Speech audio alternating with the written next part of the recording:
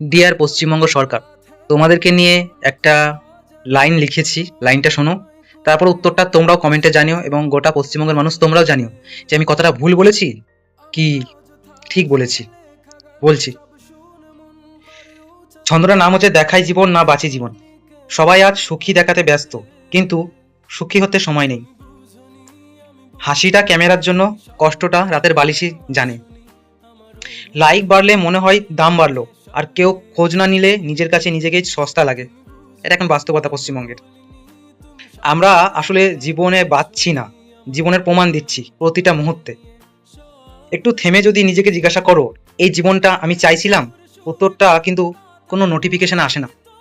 কথাটার মানে কি বুঝলেন? এখন এই পশ্চিমবঙ্গের মানুষ একটা এমন জীবনে বাঁচছে যে জীবনটার, ওই যে বলেই দিলাম যে এই জীবনটা কি আমি সত্যি চেয়েছিলাম, উত্তরটা কিন্তু নোটিফিকেশনে আসে না। পশ্চিমবঙ্গের অবস্থাটা এখন এমনই হয়ে গেছে। আমি কেন যে প্রতিটা মুহূর্তে বলি পরিবর্তন করুন, বুঝেছেন? পরিবর্তনটা করুন, আর না পারলে আমাদের মতন যুবককে সুযোগ দিন।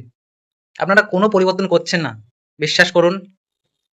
আজ সবাই নিজেকে ক্যামেরার মধ্যে তুলে ধরতে চায়। যদি বলেন আমার কথা, হ্যাঁ আমি তুলে ধরছি, কিন্তু আমি কেন তুলে ধরছি? আমার স্বার্থটা একটাই আছে, সেটা হচ্ছে এই গোটা বঙ্গকে পরিবর্তন করার জন্য।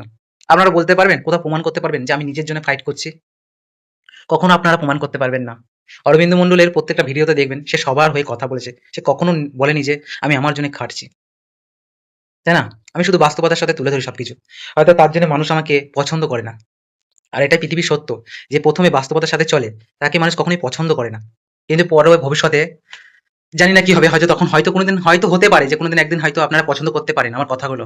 মানে এটাই পৃথিবীর নিয়ম। যারা বাস্তবতার সাথে চলে তাদেরকে মানুষ প্রথম গুরুত্ব দেয় না, আর যারা অসৎভাবে নিজেকে তুলে ধরে তাদেরকে নিয়ে মানুষ মাতামাতি করে।